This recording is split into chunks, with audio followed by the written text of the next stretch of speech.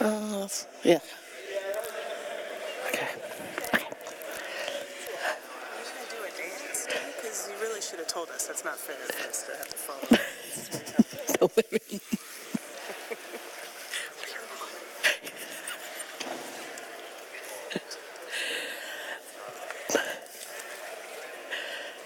Good morning. Wow, this time the microphone definitely works. So my name is Deborah Blum, and I'm going to talk to you today about poison, murder, chemistry, and I'm going to ask you at one part in this talk to actually be chemical detectives and help me solve a murder. But to start with, I probably should start by just saying that I got interested in poison. I'm a longtime science writer from the United States. And I got interested in poison and chemistry when I was working on this book, The Poisoner's Handbook, which I had originally asked to be titled this. So if you looked at the first cover, the subtitle of that book is The Poisoner's Handbook, Murder and the Birth of Forensic Medicine in Jazz Age New York. But the title that I sold the book on and pitched to my publisher was this, A True Tale of Chemistry, Murder, and Jazz Age New York. And I was very proud of myself because I'm getting chemistry on the cover of my book, which will tell you how geeky I am. But when we went actually through the marketing salespeople, the salespeople wouldn't do it. They said, we're not going to put chemistry on the cover of the book. It'll decrease sales. They had some number that putting chemistry on the cover of my book would decrease sales. And it was the one major fight I had with my editor. I wanted chemistry on the cover of the book. She wouldn't give it to me. I lost. So that's why I always show this slide to show you how much better this would have been. But also to make a point, this same issue came up in Nature Chemistry, in which they did a piece, this was out of American University, on communicating chemistry, and they were exploring the reasons why people are so afraid of chemistry. Why are we afraid of chemistry? Why won't we even put chemistry on the cover of a cool book about murder? And so I thought about that a lot afterwards, and I wanted to make a couple of points to you before I get into my story. People are, and I talked about this some yesterday, standoffish from chemistry. For a lot of people, at least in the United States, it's the class that they hated to take in high school. They were afraid of it. It was taught in a scary way. They want nothing to do with it. And my job, or one of the things I like to do as a science writer, is try to at least make people see we live in a chemical world. We are chemistry. Everything around us is chemistry, and that's actually very fascinating, and that the way that we try to navigate that chemical world, the way we try to figure out how to navigate it safely is one of the most important things that we do. And you do not have to be a chemist to understand that, and you do not actually have to be able to look at this blackboard and know that it's about air pollution to understand that. If you're a chemistry person, you'll see multiple air pollutants on this blackboard, right? There's methane down at the bottom, CH4. There's NOx. There's ozone over here, O3. Right? And this is a portrait of air pollution on the planet on this, but you don't need to know that as much as you need to know how those pollutants work and what they might do to you. And so some of the way we as science writers tell this story is we don't put these formulas out there for everyone to see, but we do bring them to life. And one of the things that we overcome is this. I love this. This is a screen grab. If you type chemistry is into Google, chemistry is hard. Chemistry is so hard. Chemistry is boring. Chemistry is difficult. So that you're saying to yourself, why am I writing about chemistry when, all of my readers are going to go, chemistry is so hard. Why is she writing about that? And that's what we really want to try to overcome. And you can do it with a bad joke. So there's one way to make people see just how cool chemistry is. I don't know why this cracks me up, but every time it does. Or you can do it the way that I've been doing it for the last few years, which is to talk about the stories of very poisonous chemicals. And these are a few poison bottles from the early 20th century. So let me tell you a couple of things that sort of will tell you why I got so interested in this. One is because I'm not a chemist. I tend to mentally animate poisons, right? Poisons are really smart chemical compounds in this way. We are walking collection of chemicals. We eat them, we drink them. I'm breathing them now. Most of them do us no harm, or our bodies know how to handle them if they do minor harm. So the poisons that actually do major damage have to be really clever. They have to use our bodies against us. They infiltrate, they work with, the way they go in a reasonable way, and we metabolize them to something worse. And I'm going to tell you a modern story really quickly that I think illustrates that point in two ways. And they go hand in hand in the story I'm going to tell you with the other thing about writing about poisons and chemistry that interests me, which is that poisoners are really interesting killers. Because if you think about homicidal actions, the people who kill, almost any weapon we know can be used by impulse, right? I lose my temper, I pick up a gun, a bat, a very heavy cookbook, a brick, it doesn't really matter. I lose my temper, I have a weapon in my hand, and there we go. But you can't do that with a poison. You have to plan it and pick it and think about the right one and decide when you're going to use it and use it knowing that it's a very bad thing. So poisoners are the coldest killers. They're planners and plotters, and they're devious. And to give you just a quick example of that, we had an attempted murder in the United States a couple years ago. This was in the state of Missouri. It was the wife of a police officer, and I'm going to stipulate in advance that this was not a happy marriage. She decided that she wanted to end the marriage, but she didn't want to go through all the trouble of a divorce and the hassle of division of property, and so she wanted to make him go away, and she wanted to make him go away in a way that she wouldn't get caught.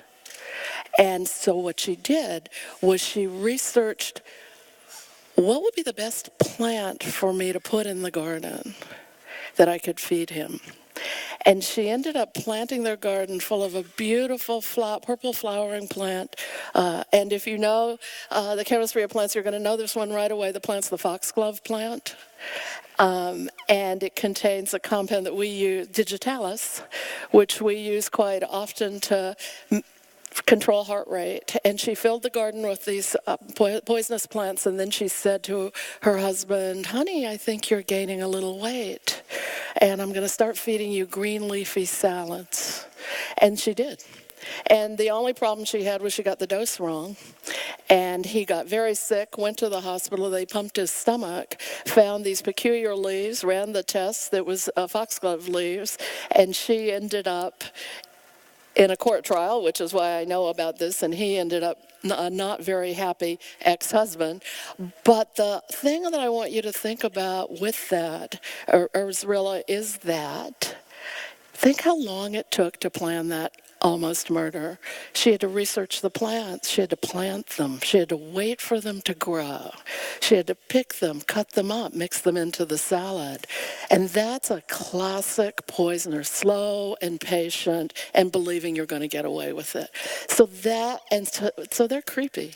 And that kind of interested me too, the sort of deviousness of the compounds, the deviousness of the killers. And I started thinking about, well, what about the days before we knew how to catch a poisoner? We live today in what you think of, or I think of, as a kind of CSI age, right? Where we know that scientists work with police officers to help solve crimes. But that wasn't always true. So what about when we didn't have that? What was it like then? And what would that tell us? And so I take you back for a minute to 1918 New York, when they still had these great elevated trains. And 1918 is a really good year for me to start my story because In the year 1918, the city of New York issued a report saying that the clever poisoner can operate with impunity in this city. And this was a report that came out of the mayor's office. And there were a couple things that underlie that report. One was that they didn't have a medical examiner. They didn't have trained scientists working on this. They had a politically appointed coroner system. And if you know New York City history, they had a very powerful, very corrupt political machine running the city. It got its name from a building, Tammany Hall, and Tammany Hall would appoint people to these positions if they did them favors. So the coroners, the people who were supposed to tell you cause of death, you can go back and find the list. They were sign painters, and they were milkmen, and they were funeral home operators, and they were paddle wheel operators. I mean, they did anything but medicine, with a few exceptions. There were a couple of doctors who were coroners who had gotten jobs from the machine because they'd done a favor for the machine, but they were doctors who had lost their practice for killing too many patients. And the chief coroner of New York City in this year was such a famous alcoholic that you can go into the newspapers of the time and find that he had hired 2 assistants to hold him upright at crime scene. He was never sober enough to stand by himself. So the stories of him showing up at crime scenes always have the men who are holding him up on either side. So this is not exactly a very reliable medical detection system for death. And when you go back and you look at the death certificates of the time in the United States, you find a lot of times these coroners just didn't even show up. They weren't interested in the body. They didn't know anything about it. They didn't like bodies. They didn't go to look at them. And so our National Research Council compiled these death certificates in the United States and elsewhere. And literally they will say things like, could be diabetes or could be an auto accident. And you read them and you're like, what? Or they would just go, oh, act of God.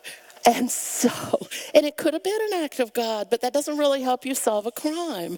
So you get to the point, and I wanted to show you this picture from the Crime Archives of New York in 1918. This is what I think of as a statement. This is a gangster killing in Brooklyn, New York. It's a statement killing. It's not particularly gruesome. But the point of it is that if you look at this scene, cop car over here, cop right here, no scientists, right? Because there's no forensic scientists, and because the police didn't want them there because they were always getting everything wrong. So in 1918, the state of New York comes in and says, we've had it with you. We want you to start having trained scientists. We're ordering you to hire a medical examiner.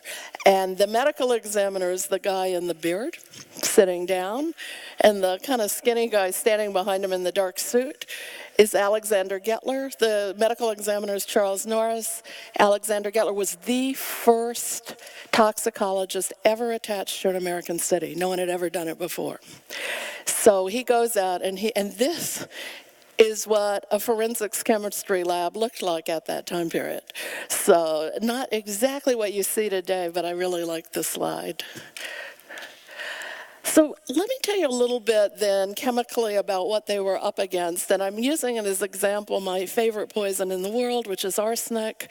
Arsenic's a great poison because it has a fabulous history. It's a naturally occurring element. We still wrestle with arsenic all across the planet today. It contaminates water supplies, it contaminates food supplies. But back then, it was the #1 homicidal poison in the world.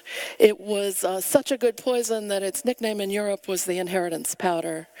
It was a great poison for this reason. It's tasteless, it's odorless. Scientists, when you look at some of the tests scientists do with it in the 19th century, they can mix it into something like a vanilla pudding or custard, and you can't taste it.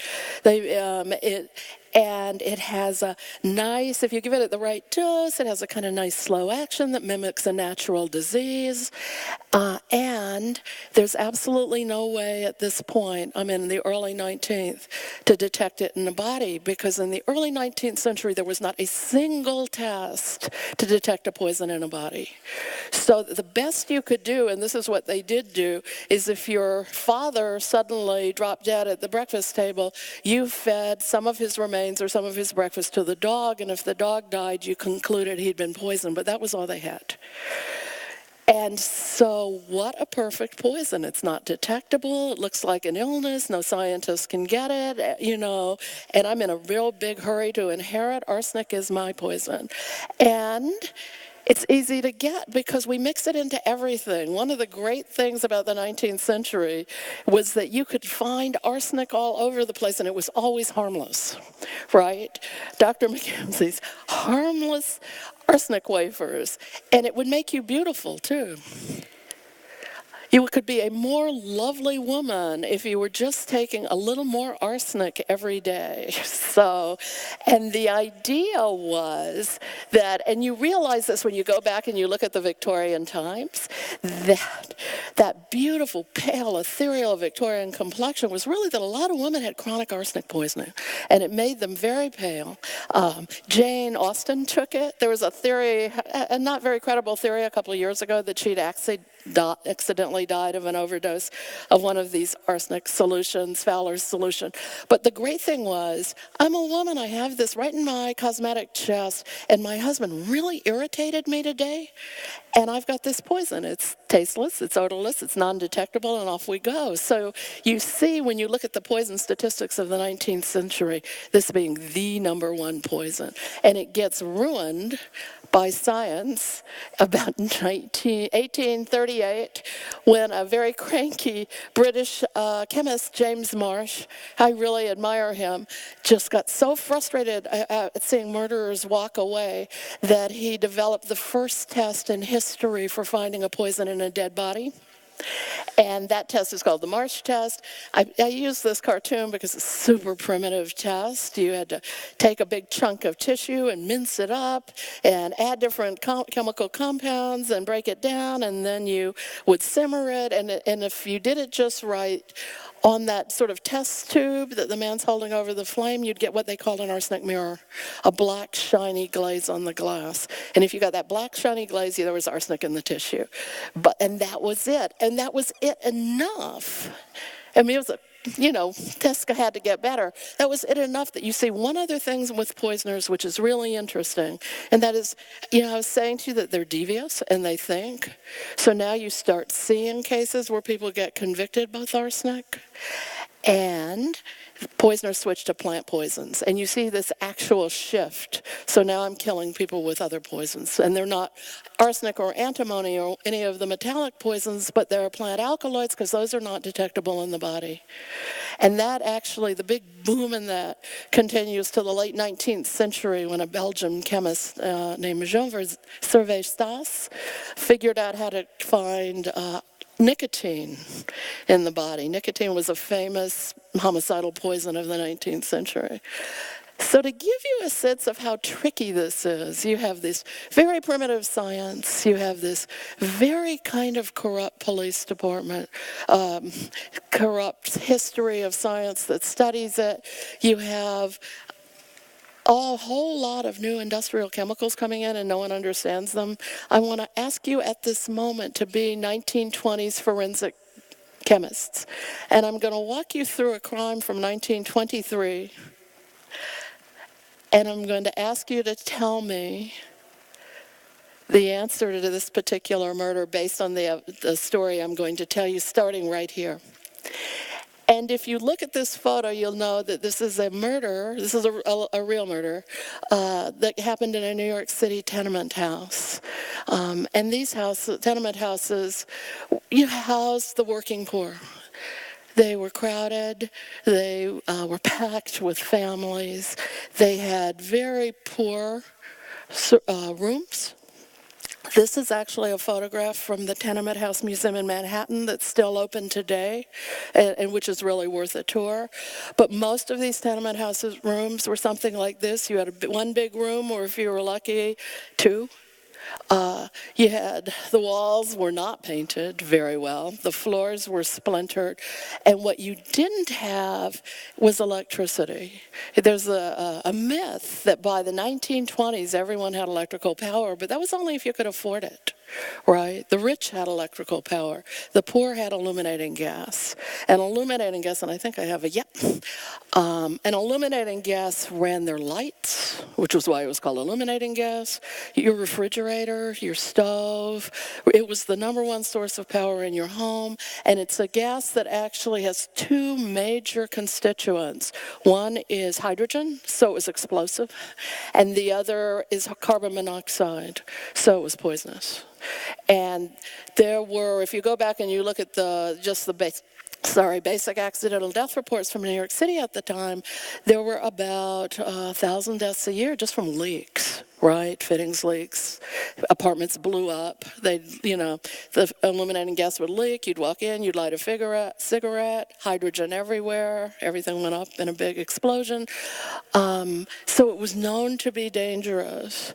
And in our particular case, this is another real crime scene photo, which is not exactly our crime scene, but I picked it because it was set in a tenement house. I want you to imagine yourself, you're called to a crime scene. You're going to walk down the hall, go through that door. The body wouldn't be there. And you're going to go into a room much like the room I just described. It's poor, it's pale, floors are splintered, it's powered by illuminating gas, and it's clear that one of those gas fittings is broken. The police have the windows open, they're airing it out. You go on into the back bedroom, and there's the body of a young woman in that bed. And she's pale. It's clear that she has been dead for a good number of hours because she's pale and she's cold and she's stiff. And you turn to the police and you say, no, that's not an illuminating gas death. Because. Anyone know? Yeah. What's that? Right. She's pale. She can't be pale if she dies of carbon monoxide poisoning. Because if you know anything about carbon monoxide poisoning, you know, let me see if I can get that slide. Yep.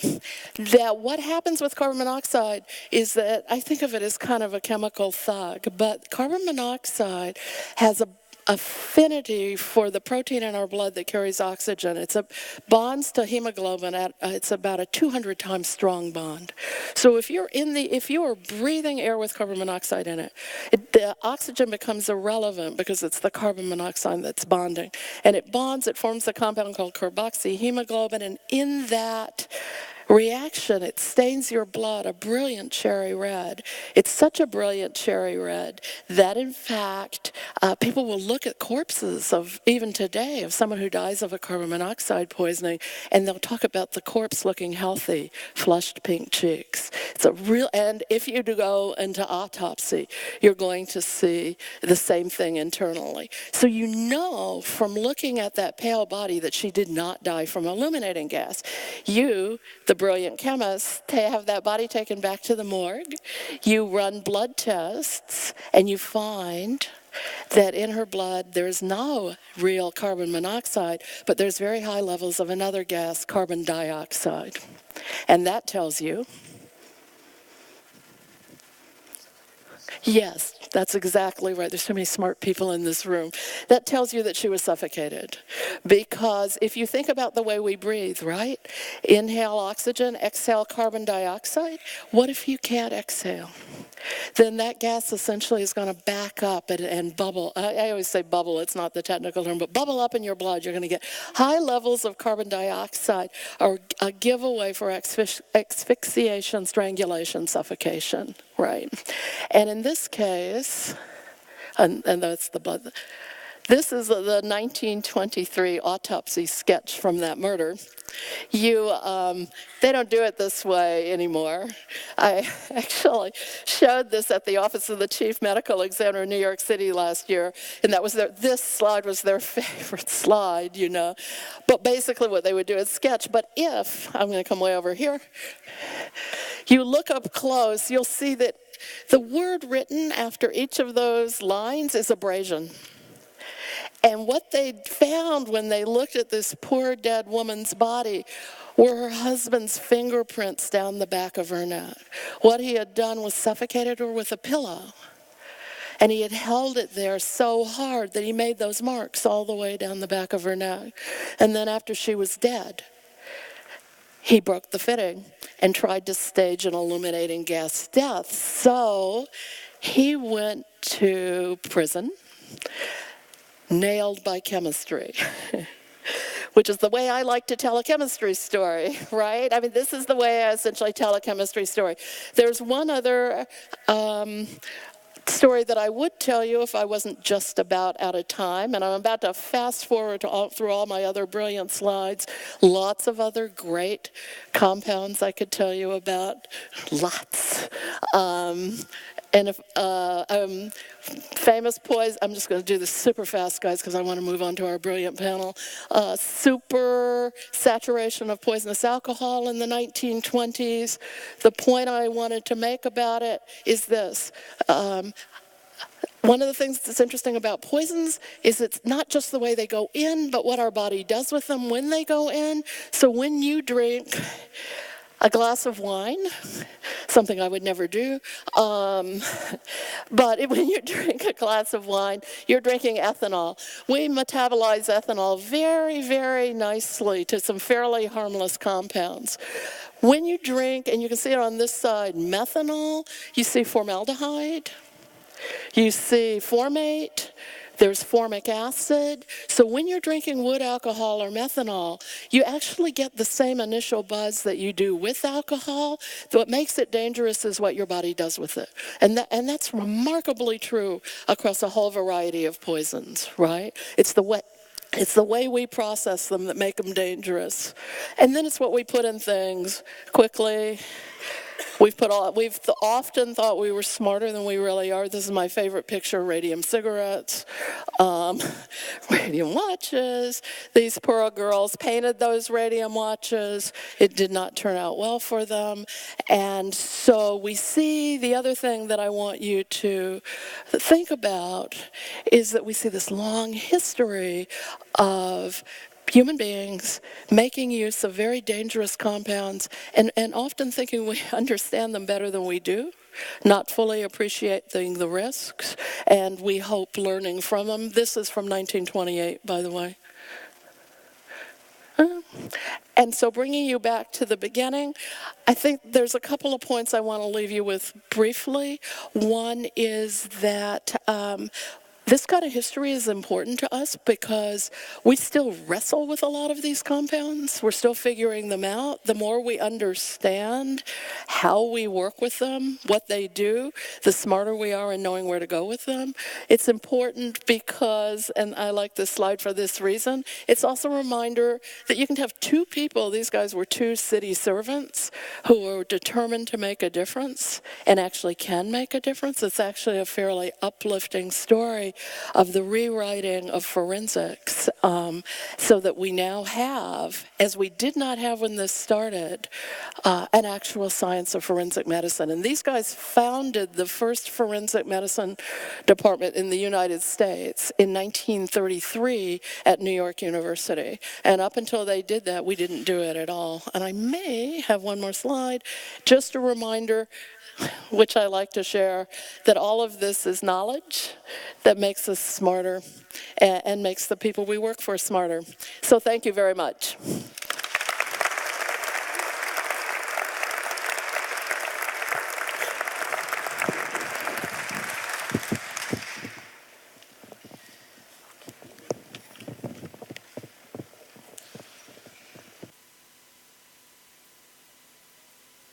Fairly quickly over to our panel on the wonders of science blog networks. And I think all our panelists are here, or else. I was threatening a lock last night. And do not.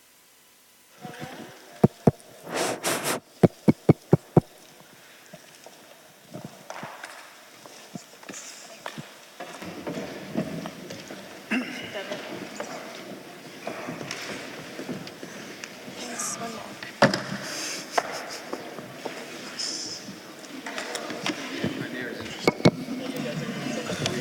Told you mediocre. If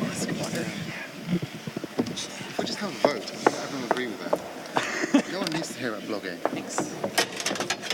What do you want to speak for that? Yeah, don't you? Poisons?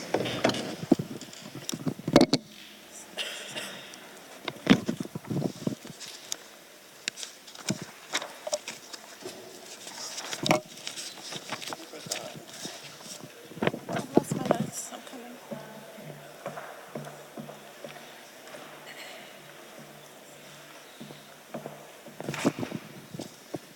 Okay, is this on?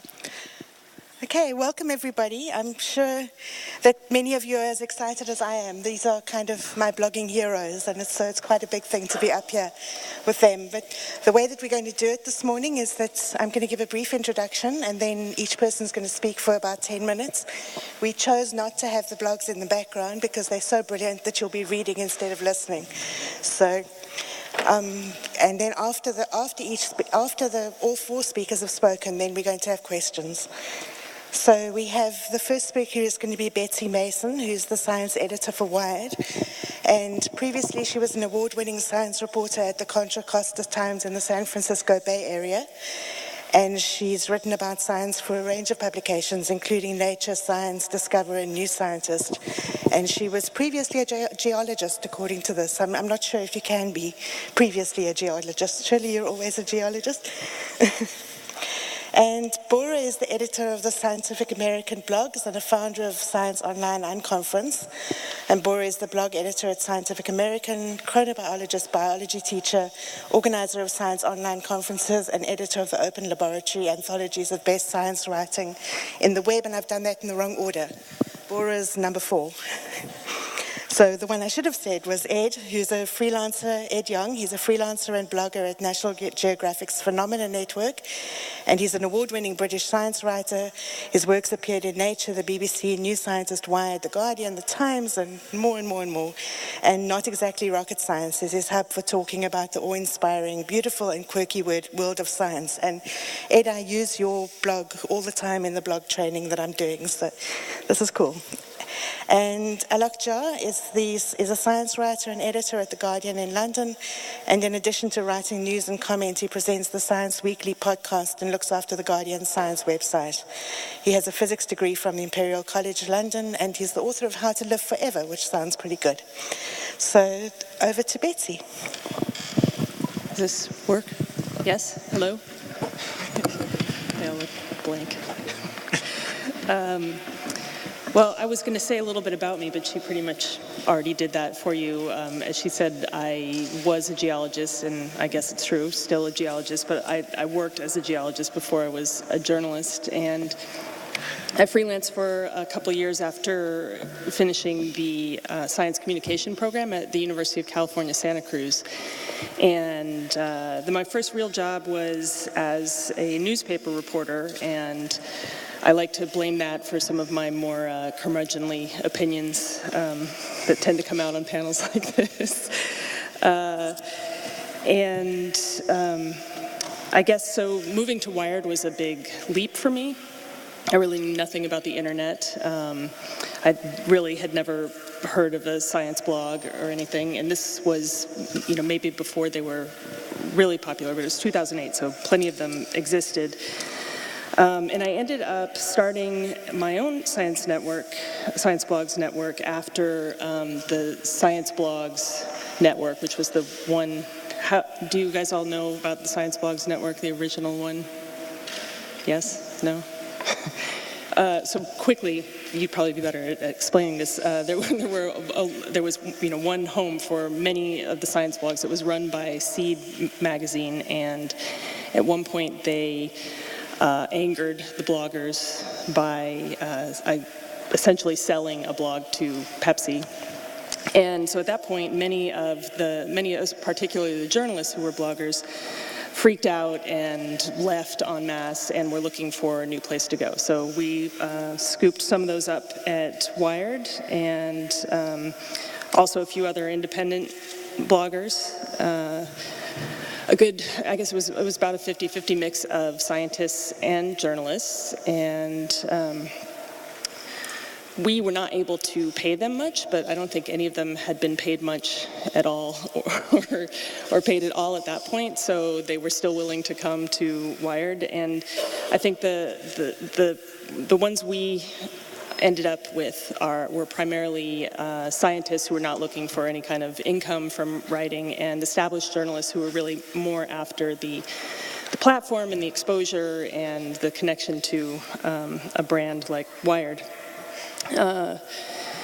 We tried to have a mix of fields and styles. We had people like Maren McKenna, who, as you may know, writes the blog Superbug, and hers is primarily a reported blog. She's breaking news on that blog. It's sort of an extension of the freelance work that she does all over the place. And now we have Deborah Blum, another esteemed journalist, writing the blog Elemental about chemistry, one of the very few chemistry blogs. We've also got scientists. We've got a physicist who basically uses his blog as an extension of his teaching, and we've got a volcanologist who runs a blog called Eruptions. It's basically where everybody interested in volcanoes and all the volcanologists go to discuss major eruptions, so it's a real great community. And then we have some other people, like we have a space historian who runs a blog called Beyond Apollo about all the space missions that never happened. And we've got a guy who's writing about his quest for his nonprofit called Copenhagen Suborbitals to build his own rocket and send he and his partner in this endeavor into suborbital space on this homemade rocket. So that one is quite interesting and frightening, depending on how you look at it. And so, as I said, when I started science journalism, there were no science blogs, or at least none that I was aware of. There was no sort of coherent home for them. It wasn't a thing like it is now. So I really couldn't have imagined at the time any other way to get into science journalism other than to go through the training, and that way I would sort of learn the craft. I would have a network, I would have mentors, and I would sort of understand the paths that I could take to various endpoints. And I think that one of the really great benefits right now of science blogs is it offers a third way into science journalism. It's a great, I point a lot of young aspiring science journalists to maybe try a blog. And I think it's a great way to practice, and you sort of enter into this community where there's a lot of discussion about the craft. You sort of, if you're very involved in the community, you end up with a network. You can end up with mentors, people like Ed and Bora and Carl Zimmer are always very helpful to new bloggers, and are really on the front lines of sort of encouraging promising science journalists to get into the field. And I wanted to share with you, recently we put out a call for proposals for new blogs at Wired, and I thought that the results of this were pretty interesting and sort of speak to the health of and the robustness of science blogging going forward. We got 113 blog proposals just from sending out a couple of tweets about this. I was not expecting that many. 50% of them were from scientists, and these are people that, their job is science. That's where they're getting the income. They're actively practicing it. 25% were from already established journalists. 4% I couldn't really say they were doing both.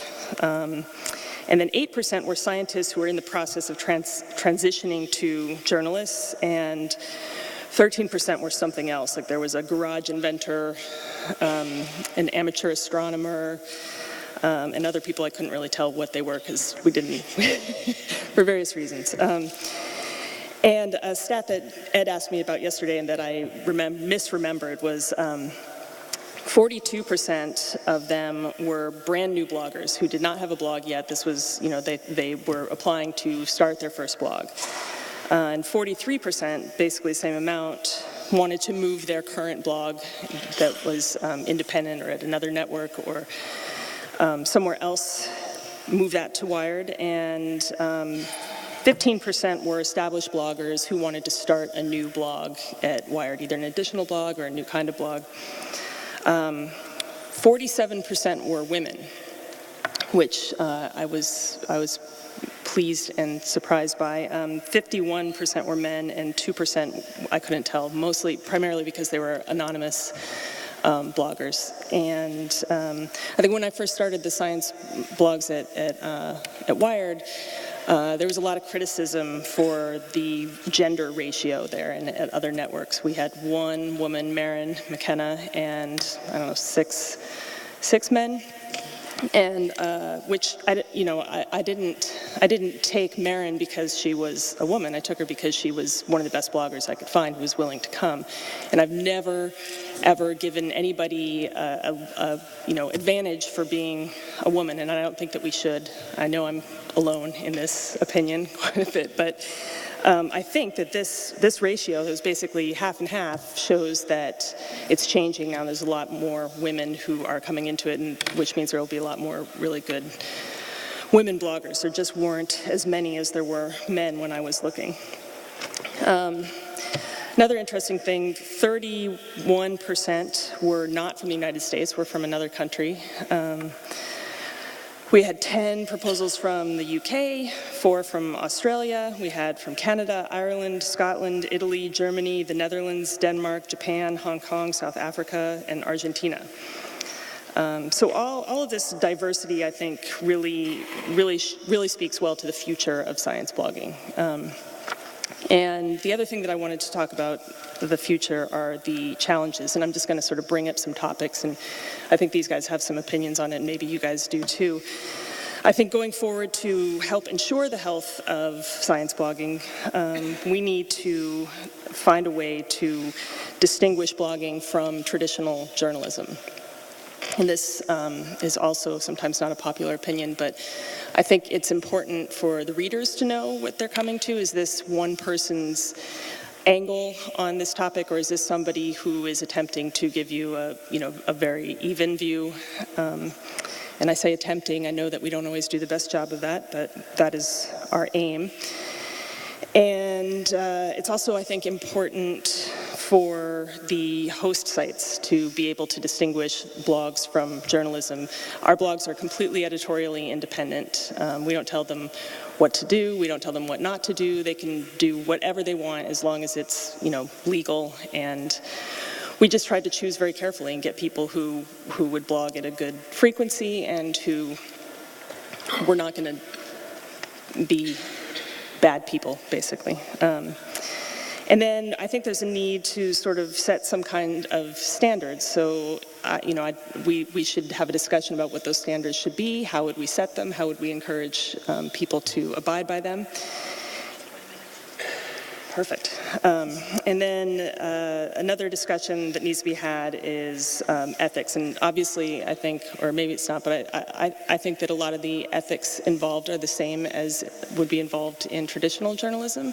But a lot of bloggers are not trained journalists and haven't spent a lot of time thinking about things like transparency and conflicts of interest. And I think thinking about all these things will help the continued credibility of science blogging, and will also help guarantee that there will continue to be host sites at places like Wired and Scientific American and National Geographic who are taking, somewhat of a risk having completely editorially independent voices. So if we can find ways to make sure that those go forward in a good way, I think that'll help.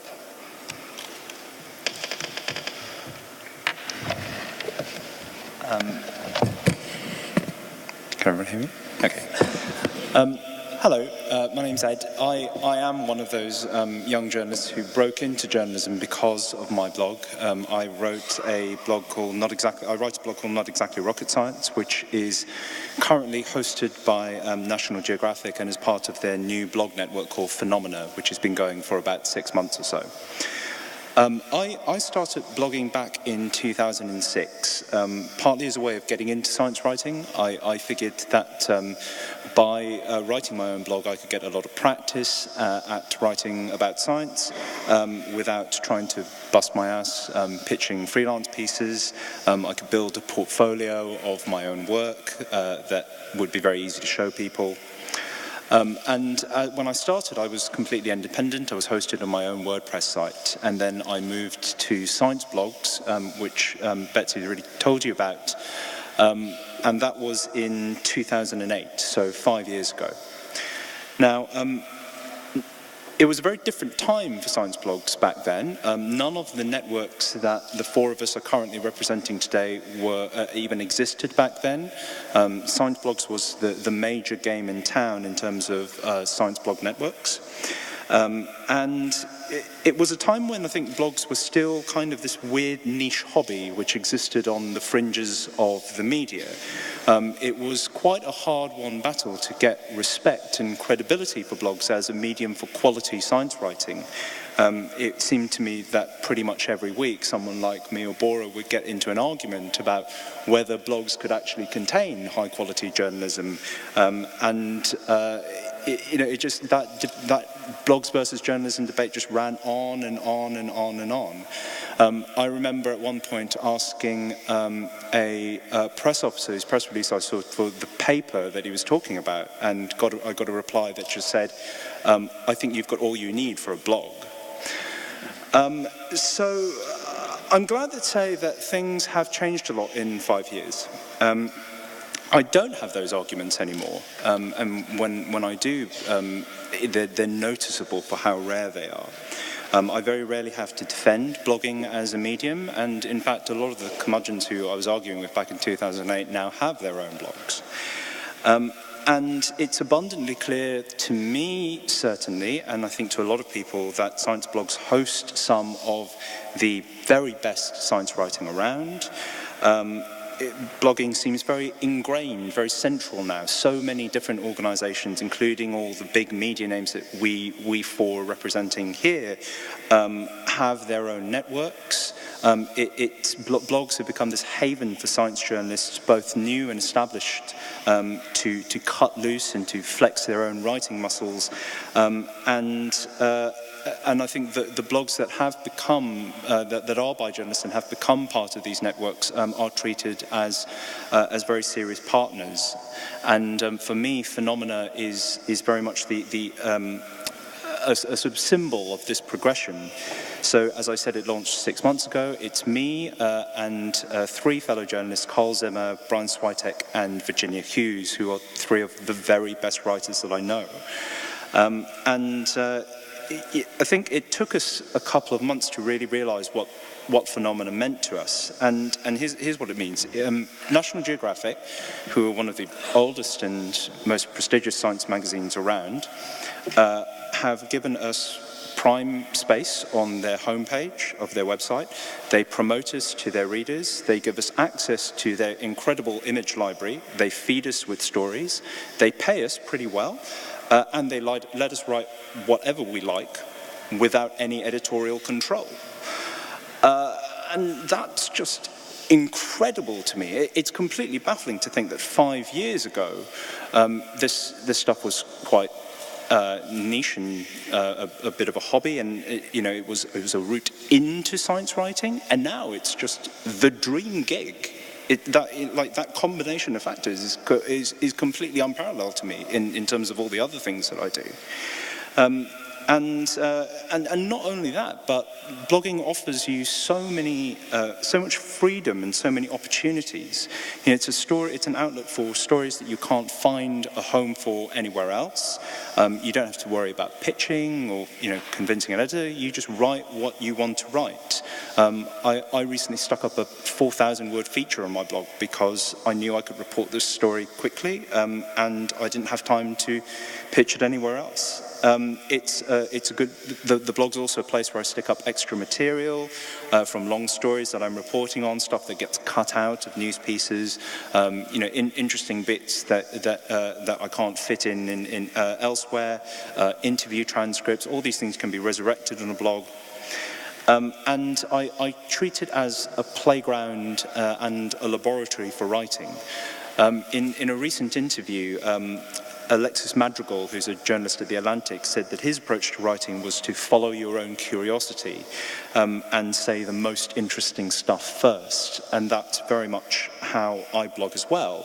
You know, because I've got complete control over what I write, I get to lead on the things that I think are most interesting about a story, and I get to use storytelling techniques to write about news that I would normally use to write that I would normally use in a feature. I get to choose structures that best fit the story that I want to tell, rather than having to adhere to a traditional inverted pyramid for pretty much everything. And it really allows you to develop your own voice as a writer and to get a lot of practice in working with lots of different styles. The Night Science Journalism Tracker recently described a long piece that I put up as too savvy to have run anywhere but on a blog, which I just think is one of the best compliments ever. And it's amazing to me to think that in 5 years we've gone from, I think you have all you need for a blog, to too savvy to run anywhere but on a blog. And I think that's kind of reflective of the increase in credibility of the medium as a whole. But like Betsy, I think that there are challenges as well. The flip side to this freedom and these opportunities that we get is that the bloggers who are part of these big name networks and who are attached to important brands like National Geographic or Wired or Scientific American, we occupy a hugely privileged position. I think we have all the reach, we have these access to these large audiences and this brand behind us, without any of the control that the people who traditionally work for those organizations would experience. And that means that we have to ensure our own accountability. And I think that the strategy for people who run these networks has always been finding people who you think have a track record of basically not screwing up, and giving them a space. And blogs have always been a bit self-governing in that way. We have taken steps to ensure that what we're trying to put out is good and reliable and accurate without having to rely on the traditional editorial safety nets that we use in the rest of our work. And if you look at the history of science blogs, a lot of those actually arose as a reaction to poor science reporting in the mainstream press. A lot of those early bloggers spent time correcting misconceptions in the popular press, and they still do. But now that blogs are part of the mainstream and becoming increasingly ingrained in that way, I think one of our main concerns should be trying to avoid making the very same mistakes that we originally arose to fight against. With great power comes great responsibility. And for me personally, it's meant that actually, as my own blog has developed, my methods have become more and more journalistic, to the point where now there's my process for writing a blog post and for writing a paid news piece for somewhere else are completely indistinguishable. I do the same things. I interview people, I get outside comments. It's exactly the same, except the writing style is a bit looser and more personal on my own blog. Now, obviously, I'm not saying that everyone needs to do this. For a start, the vast majority of science blogs are independent and written by scientists who are not professional journalists and have no intention or desire to be. and there is so much awesome content on there. But I think that this applies specifically to those of us who do think of ourselves as journalists and are part of these networks attached to these big organisations. I think the major question for us is how we live up to the responsibilities that are afforded by that privilege. Okay, I'm Alok Jha from The Guardian. So, yes to all of that. So we are, as you might know already, a newspaper. It's sort of, I would say sold around the world, but mainly read around the world. Selling is another issue. We've never been had to be persuaded that blogs are a good idea. We've had the first blogs on the Guardian website appeared in the early 2000s, and the first science blog on there appeared sometime around 2005. Mainly, we didn't know what we were doing with it, but there it was. As blogs sort of came along more and more, as a place for independent people to sort of have their own platform, it was something that was a natural fit for what we were doing next. Let me tell you a bit about how the blog network. So we have a science blogs network with about 10 science blogs, some of which are group blogs, and some of which are individual, writers, and they're sort of healthy and alive and everything. The way that they started was back in 2010, I think it was. Again, around the same time as science blogs sort of imploded. We'd already been thinking how to, what our editor calls, mutualize our website. Now, mutualizing is one of these words that doesn't really get defined very much, but our editor, Alan Rusbridger, had done quite an inspiring lecture about the future of journalism and how he saw it in newspapers. And one of the words he used was that we have to recognize as journalists that the expertise exists. Our expertise, is important, but the expertise of our readers is probably greater and should be utilized in some way. The example he gave was our theatre critic, Michael Billington, who's a long-established theatre critic. People, want to hear his words on the latest play at the National Theatre in London or whatever. But he said that there's no way that the other people in that audience, other people in other audiences for subsequent shows, wouldn't also have interesting things to say. You might think that's obvious. And the idea of the mutualizing was that why don't we try and harness that, find those people and use that. And I thought we all had to sort of go away and think in our own way, like when you get tablets of stone from your editor-in-chief, what does that mean for me? How do we actually make this happen? So my idea, amongst many others, was as part of the mutualizing of our website, we should give our website as a platform to selected people. That could be scientists, it could be other journalists, it could be people who kind of are some sort of hybrid between the two. Just as an experiment, we thought we should try this out. How are we going to pay for it? We don't know. We just thought we'd give it a go. And as it happened, while we were doing all of this, the Science Blogs thing happened. I won't go over that again, but I think Marion McKenna once called that some sort of glorious seeding of the floor of science blogging because it was a puffball that exploded. She explains it better than me. But maybe Marion here can re-say that sentence. But basically, it's true. A lot of the bloggers from there went looking for other places, and I talked to a lot of the people in this room who I actually talked to for the first time back then, who some of whom came on board, some of whom didn't, but we have kept in touch, and they've all been an inspiration since in terms of help and advice. So we set up with a very small network, just a few bloggers back then, mainly British ones. And then in last year, we expanded to include about 7 or 8 more. So now we have a whole range of bloggers from someone like John Butterworth, who's an academic. He's a particle physicist at the CERN Atlas experiment, and he writes quite randomly about everything from what a photon is to what it was like in the room 2 days before they announced the Higgs boson stuff in the real sort of frontline science stuff. He's, I think, got a book deal out of his blog, which is great.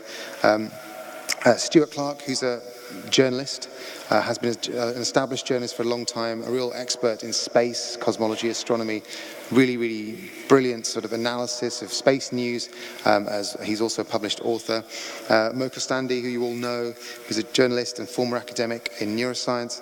We've given a platform to younger bloggers like Susie Gage, who is still a PhD student at the University of Bristol. She's an epidemiologist, but we felt that she was a really interesting person who kind of deserved a bit of a platform and help. And for someone like her, we used to give a bit more writing advice than we do to others, because she was blogging already elsewhere. I can't remember exactly where, but she won a prize, the inaugural UK Science Blogging Prize, and we'd already been thinking that she was interesting, but that sort of sealed the deal for us.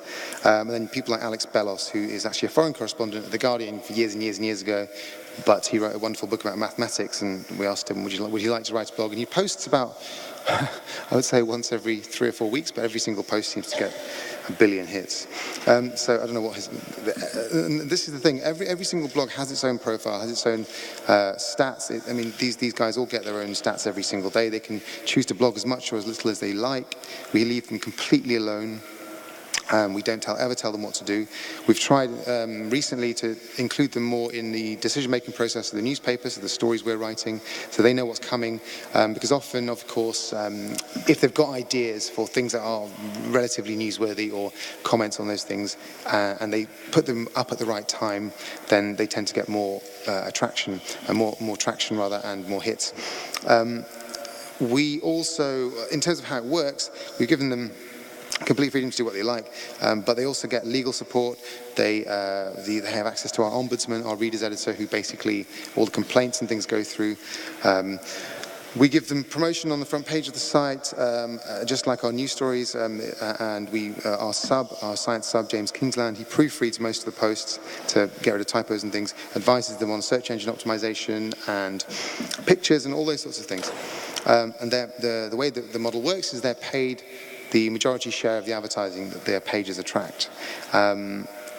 It is a model that we've tried out for 1.5 years now, and it's worked. It's working. It's not, I think, a massive moneymaker. We'll have to think about. I mean, that's one of the challenges I think that we can talk about later, is how these things actually start to make money. I won't go into the details of that right now. But they're paid from the advertising on their pages. So in a sense, for us, it's sort of cost neutral, apart from the fact that we do put in a bit of staff time at the beginning, especially the first few months in terms of supporting them with the tools and everything. The interesting things we found are that blogs, like I said, which work with the news schedule, tend to do really well, because the front page editors will pick them up and promote them on the front page, and that can spike your traffic. The ones that work well are the sort of analysis of completely random things. I mean, one of the surprises we've had is we've got a blog on history, a history of science, run by 2 academics, one at the National Maritime Museum in Greenwich and one at the University of Cambridge. And that you wouldn't necessarily think that a history of science blog should be on the science website. Many of our readers think it probably shouldn't, and that something like that would be interesting to lots of people. But actually, what they've done and what they consistently do, I don't know how they do this so well, is that they're constantly bringing up stories from the past which are relevant today, right now. And I think that that's an interesting sort of thing that we never thought would be popular. We never thought would be possible or interesting to do in the way they do. But it's fantastic. That blog's called The H Word, and it's done really, really well, much better than we would have expected. We're at the stage now where we want to expand slightly more. I think that there's a sweet spot of around 12 to 15, perhaps maximum. I don't think any more than that. We think we'd struggle to sort of keep on top of it. Bora will talk to you about other numbers, and also we were thinking, how do we build communities amongst these people? We've tried several things. Some of them have worked, some of them not. We're going to try and, I think, find a way of trying to have a back channel where they can all chat. I think that the other networks do have some sort of back channel where they chat a lot more. We'd like to do that more with our networks, so they're working together a bit more. We found that group blogs tend to be quite good because it stops one person having the pressure to do everything. So our political science blog, which is about policy and politics and stuff, again run by academics and policymakers, is very interesting because they kind of independently post on there. And I think that it means that they individually don't feel like they have to constantly be writing on there. Another blog we've got called Occam's Corner, which is a bunch of academics in various places writing about academic life. You wouldn't necessarily think that was interesting, but it actually is. It's not bad. So the other challenge we've got is, I think, how we make more money out of this stuff for them and for us. It's a good question, because although the network's worked now and it's been copied across the web, across the Guardian, so the Fashion Network just launched recently, again, similar model, 10 fashion blogs, independent writers do what they like, given the tools. And the Environment Network launched a few months ago in a similar sort of format. So it's something that the Guardian is interested in doing more of, I think. We are looking to expand in the United States and in Australia. So if you know any bloggers there who are science bloggers and amazing, let me know. And I think that we've learned a lot from all of this. My ultimate aim for the network was to have really good quality science writing that we can access that isn't already appearing in the reporting we're doing, and also to have these people who we trust and have built relationships with to become a source of very good comment and perhaps feature writing for the rest of the paper. I think that's another challenge for us. We need to get them integrated a bit more into the paper, should they wish. Not all of them do. But I think that's an interesting challenge for us. And one final thing I was going to say that we sort of question once in a while is how much leeway do we give them? And we're never going to tell people what to write, but at the same time we do want them to feel involved, and sometimes if you leave them completely by themselves, they feel a bit neglected. And bloggers, as much as they want to say they want to be independent, they also want to be tapped on the head and hugged once in a while, and I think you need to do that. And the problem we have is, of course, that we don't have a community person like Bora or Betsy who runs the thing. It's all done. All of this is done basically in between normal reporting jobs for me and James Randerson, who's our science news editor, and James Kingsland, our science sub. So it's kind of like a labour of love, and it's also done by spit and polish and all this. But maybe we need to find some way of making it sustainable so there's someone who coordinates it somehow, but that's another question for future. But other than that, we think it's great, and I love the fact that this is basically our window onto this amazingly interesting world. And we've always wanted to be part of it, and I think that we continue to. We've got challenges because we're a mainstream organisation. We've not got a natural science audience, but I think that's a good thing to bring completely different readers into these sorts of quite niche subjects. Thank you. You want a hug? Thank you. Ed wants a hug, by the way. Okay. After the infamous Pepsi-Gate happened in June 2010, these guys were fast. Discover, Wired, Guardian, Scientopia, PLOS, they're launched by early September, all of them. Scientific American was a little slow. Scientific American had science blogs for several years before that, a couple of them. Of course, they needed to jump into this business because the breakdown of scienceblogs.com, which does still exist, so to just correct the record, but kind of nobody goes there anymore. Sorry. Because they scooped the best ones. And so when I got hired by Scientific American, I had to have a very different strategy. I could not get all the best veteran science journalist bloggers because you took them all. So also Scientific American is owned by Nature, which at that time had Nature Network, which is all academics bloggers, and also Nature Education Citable, which is devoted to education, has a lot of young folk blogging there. So I had to come up with a very different strategy, and since I was hired full-time to be blogs editor, for me 15 blogs is nothing. I have about 60. And it's a full-time job, but it's fun. You can do it, I bet. So my strategy was to get about third of the bloggers to be academics who will provide expertise on various areas of science, and the others to be either journalists or journalist students or people who are in transition from research, like from the lab to science writing, to give them a platform where they are going to be much more visible, so they can hopefully jumpstart their careers. Also seeing how the reaction to this quick launch of these several networks was in terms of diversity, I paid a lot of attention to that, to have people from, I think, 7 different countries, including Australia, Italy, Netherlands, UK, Canada, United States. I have a little bit more women than men. There are people of different sexual orientations, age from 22 to 60. So I got nice diversity, so there was no PR disaster when we launched. So the thing about a Scientific American blog network is that it's really a platform for making new stars. And so when I had about 9 months to carefully pick and choose. I went through the archives of a couple of thousand blogs myself until I chose the about 45 at the launch, and we are now up to about 60. I also persuaded several of our editors to start their own personal blogs. Have some group blogs, have a guest blog where there's a different person from the outside who is not on the network is authoring a post. So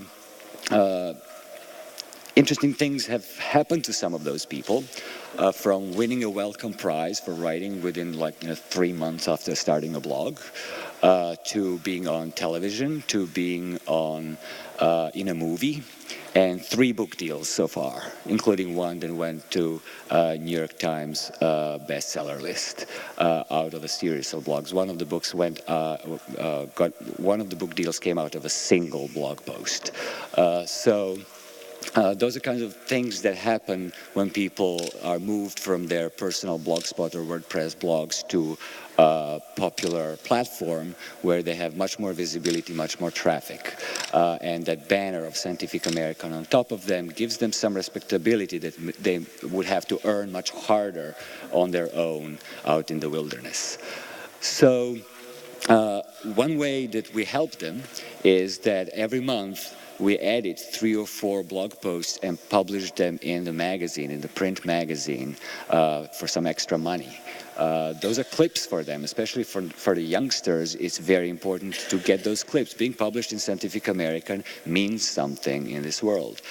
So we do that. Our bloggers know several months in advance what we are preparing for the print magazine and for the Scientific American Mind. So if they want to match or react to an article, they can do that.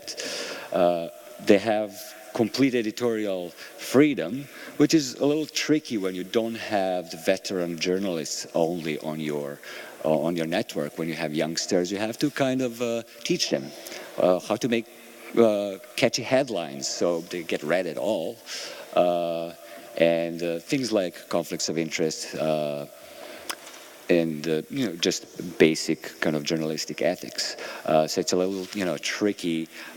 Just choosing the right kind of people that I can trust was, I think, the main thing, which is why I took 9 months to do that.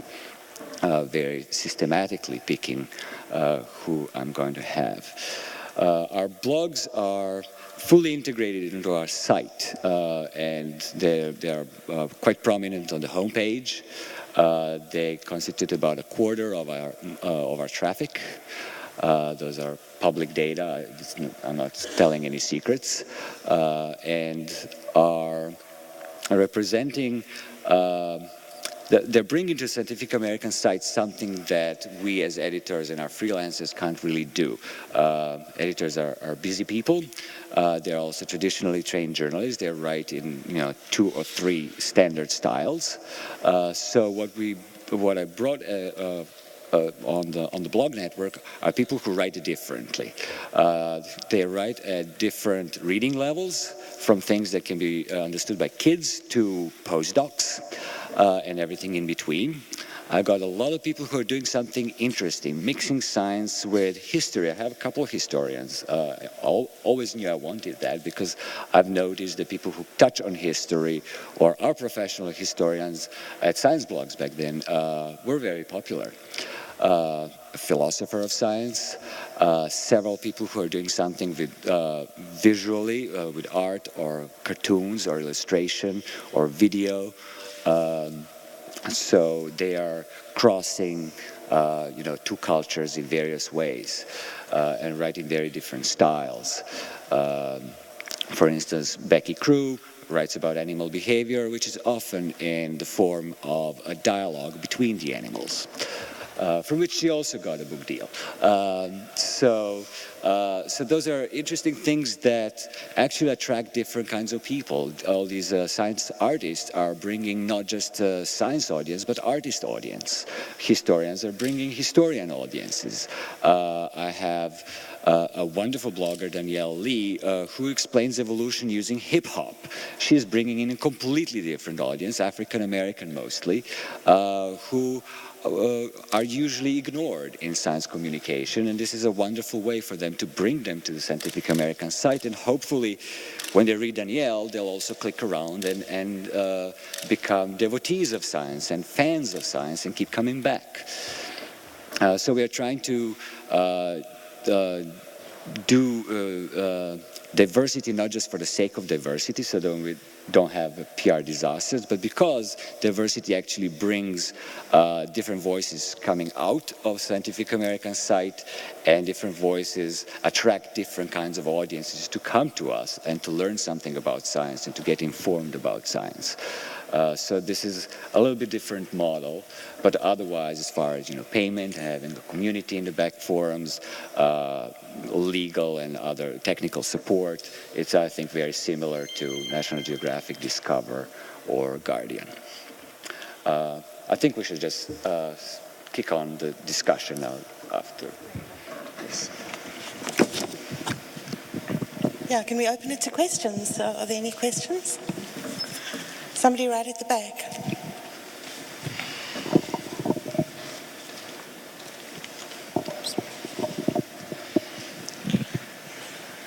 What can you tell us about your audiences? What do you know about who's reading all these blogs?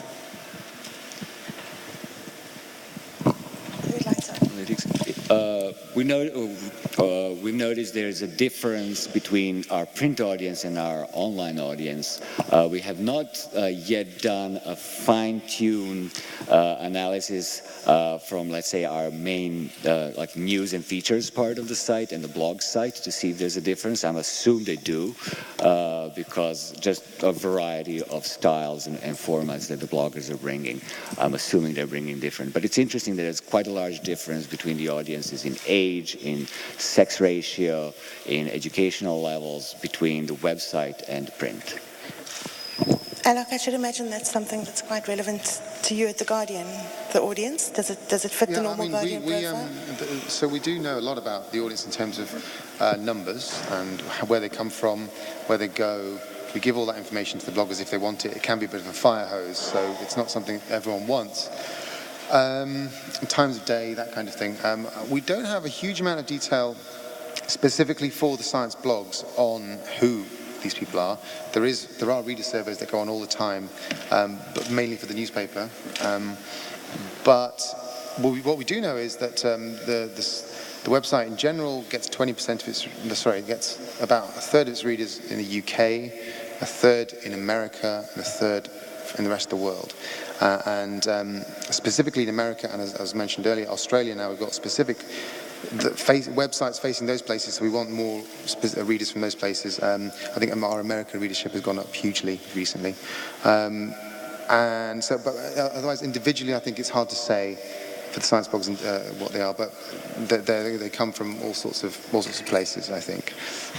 So I can also tell you things like page views or country of origin, but I actually find that type of information a bit boring.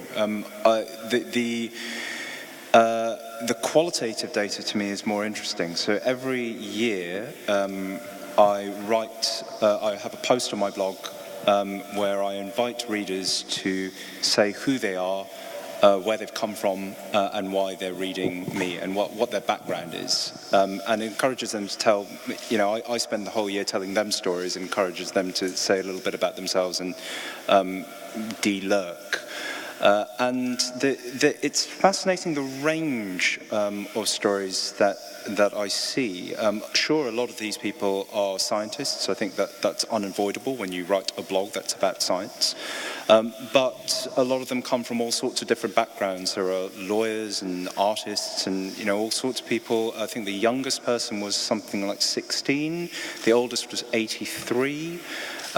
They come from a large number of different countries. Some of them had no interest in science before they started reading the blog. Others are practicing scientists. So there's a pleasing amount of variety. And I think that my sense is that since moving to National Geographic from Discover, that variety has gone up. Certainly the comments that I get are qualitatively different. They're a little bit more diverse in their views, a little less academic, a little more agrammatical and have more typos in them. But I think that's because there are more kids, and I think because it's reaching a more international audience for whom English might not be their first language. I'm wondering. I'm wondering, as a blog strategy, it seems that we've heard you talk about two different kinds of blogs.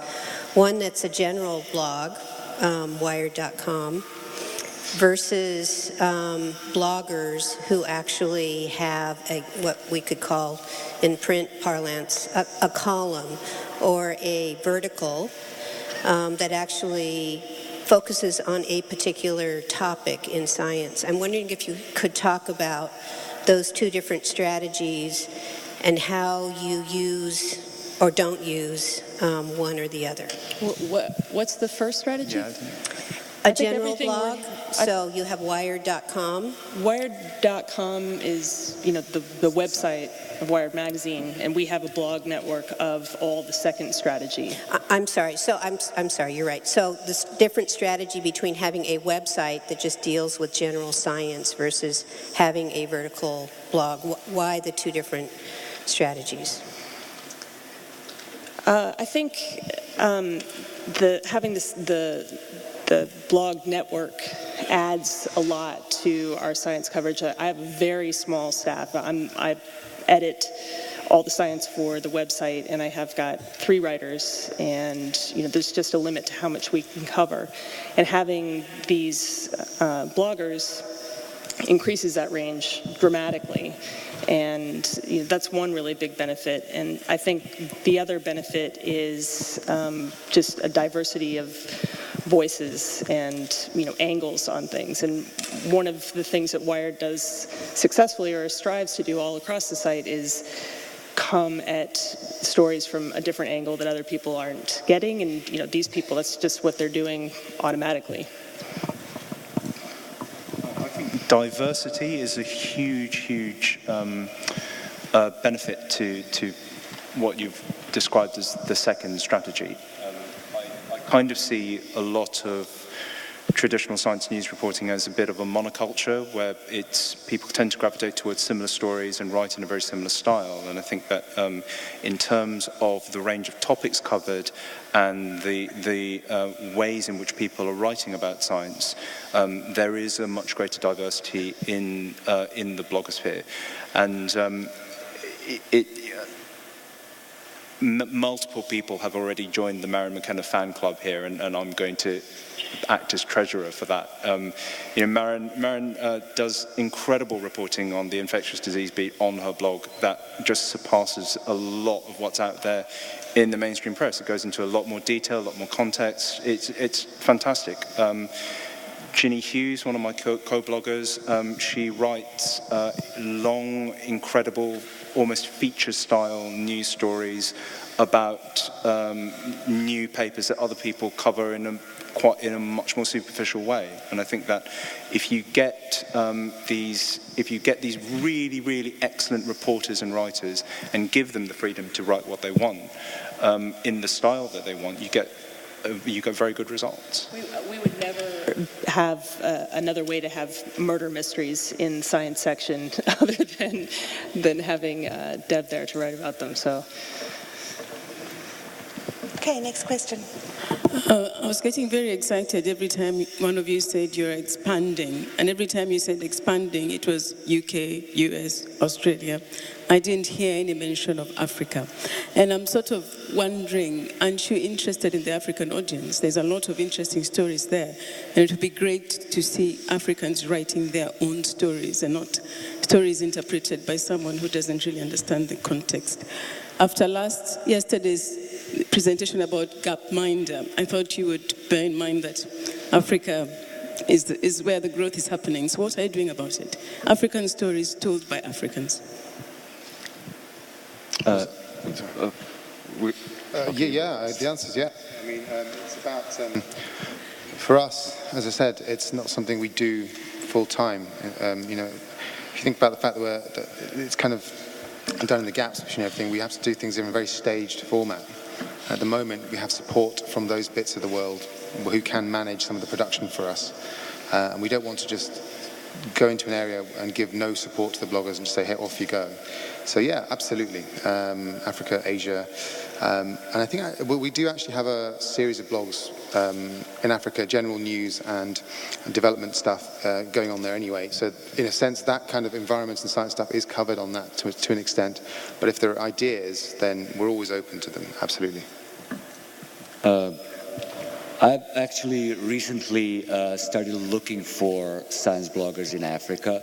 My co-blogger on my site, as well as community manager of the other two nature blog networks, Scilogs and Citable, Khalil Kasimali, he lives in Madagascar. And he's interested in doing these kinds of stuff, more likely for Scilogs or Citable than for Scientific American Network, but we'll take a look. So this is something that we are definitely looking into, because that's an completely ignored continent, and that's not right. I'm sure there's talent there, we just have to discover, so we're looking. I think maybe the lesson for us in Africa is that, like with Ed, when he started his blog, you started up when there was nothing. And when you look for bloggers, do you look for people that are already blogging? Mostly, at least started. When I launched, there were a couple of bloggers who were really, really new. One with 7 blog posts and one with 1 blog post in their lives. But they were good, and I liked them, and I gave them a chance, and they took it and ran with it, and made writing careers out of those. So something, sometimes you just have to detect a seed of talent, and just give them a chance, and they just, once they are under the banner of Scientific American, they kind of like, okay, I have to now write really well, and they do. Most of them do. There are not many disappointments. Some took a while. They were paralyzed by being under the banner of Scientific American, and so I had to, tutor them a little bit for a few months until they finally took off and started writing really wonderfully without being paralyzed, the fear that they're going to have, an error or something like that, or a typo, with a tragic thing. Different people are going to adapt to that quite differently, and that's why I'm there, to make sure that everybody need a lot of hugs, as we've heard. Some of them need a lot of hugs, as we've heard. 2 of them have tweeted me now to say thanks for the hug. I'm not joking. They're always on the internet, these bloggers. I've been tweeting from the panel. Yeah.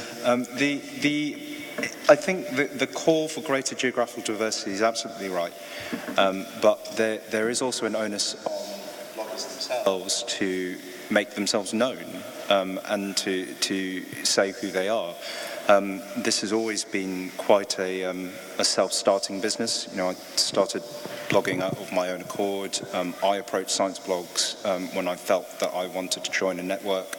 And so if there are bloggers who are starting in parts of the world that are not typically represented by these networks, then you know, the onus is kind of on you also to step forward and say, hey, I want to be part of this. I totally agree with that because, as Alok said, for a lot of us, there's nobody whose job it is at Wired to take care of the science bloggers or to find them. So, it's just the extra time we can find here and there. So finding the blogs is one of the hardest things. So, the more people approach networks like ours, the more likely we'd be to have a greater diversity. And it's a risk, none of us get any editorial control.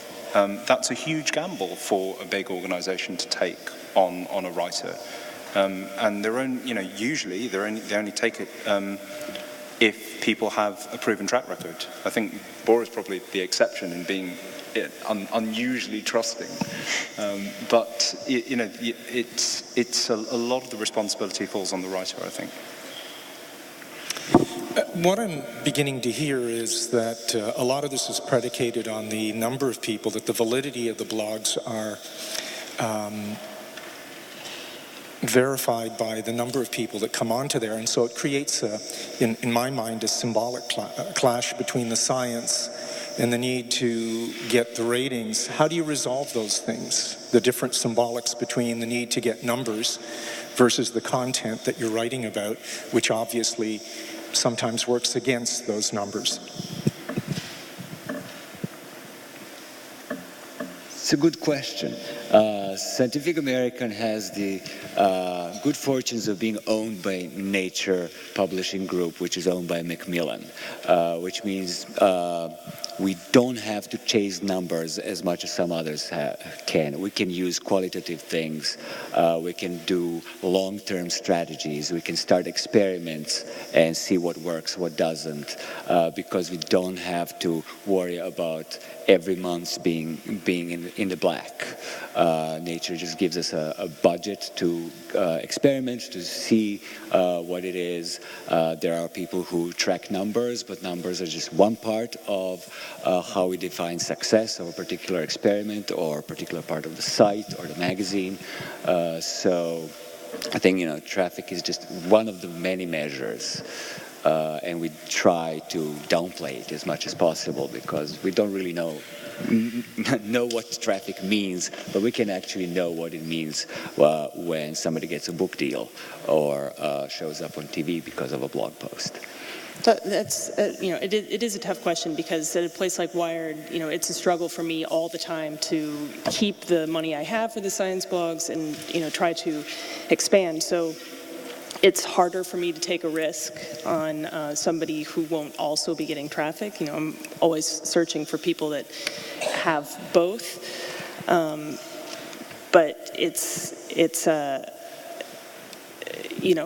about, if I had 60 bloggers, I'd be able to take more risks, I guess. And we have taken risks on people who didn't have blogs to begin with. But, if I want to get more, the ones that I have to be seen as a benefit in every way. But one of the good things is that the discussion about traffic at Wired, and I think a lot of places, is turning more towards engagement and less about numbers. So they want more engaged traffic.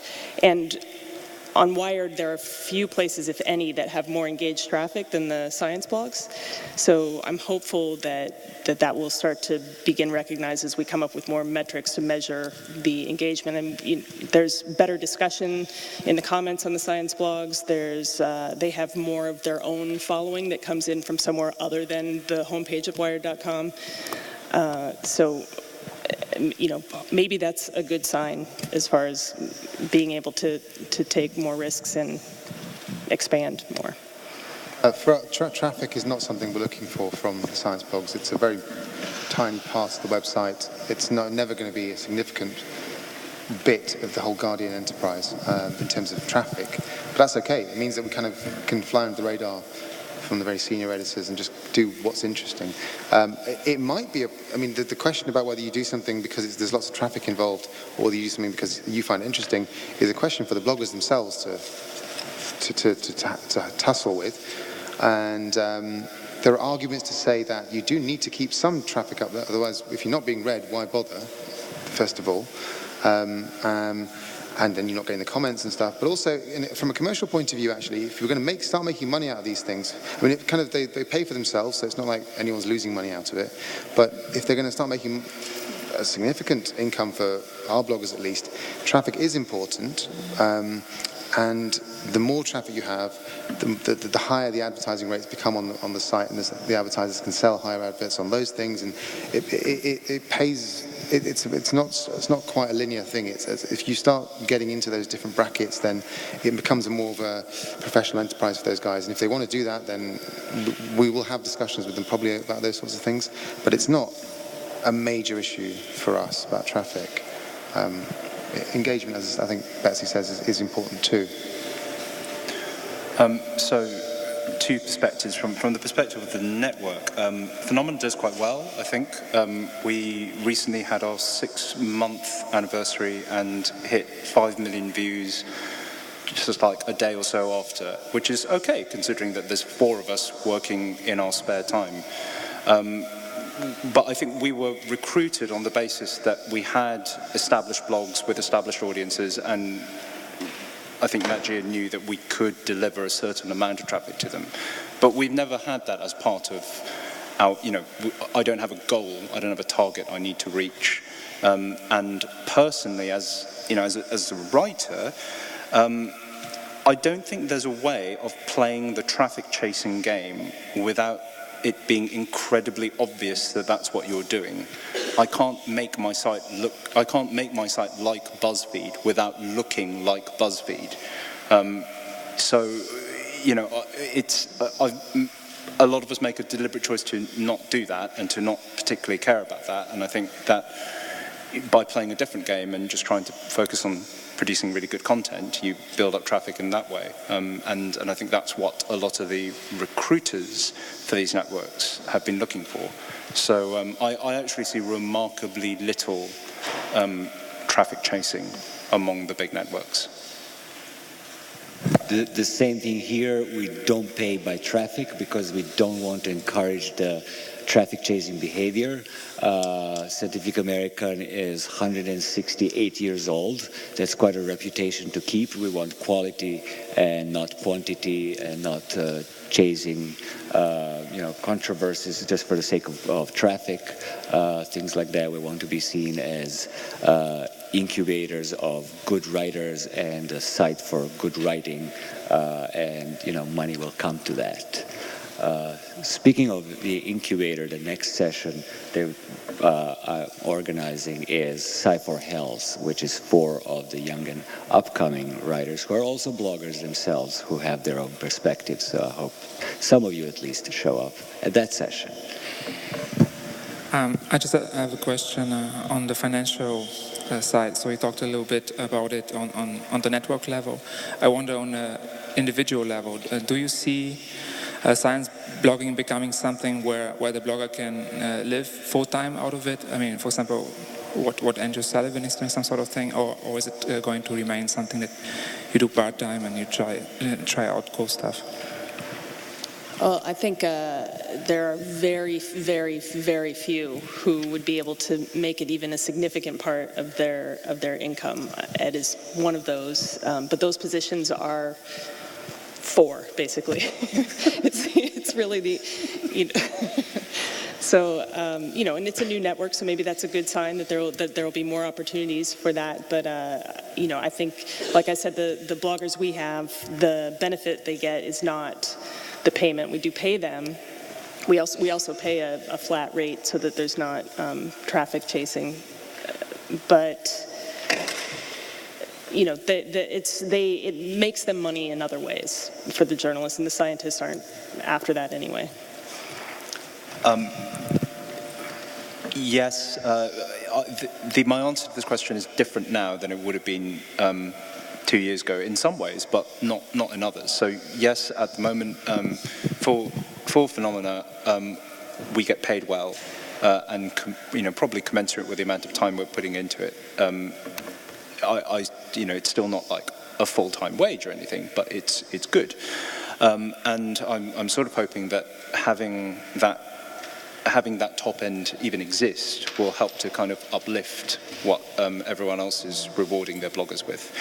But I think looking at the check you get specifically for writing on your blog is sort of a short-sighted way of looking at it.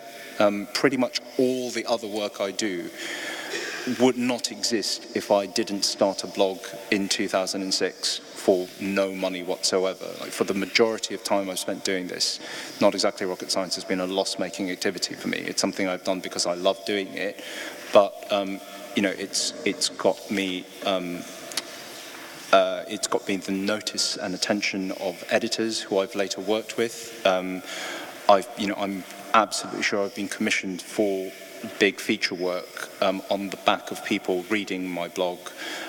It's got me contacts with sources, with people send me stories because they like what I've written on the blog. All these other tangential benefits happen because you put effort into this thing that doesn't seem to be giving you like direct financial reward, but has huge benefits in other ways.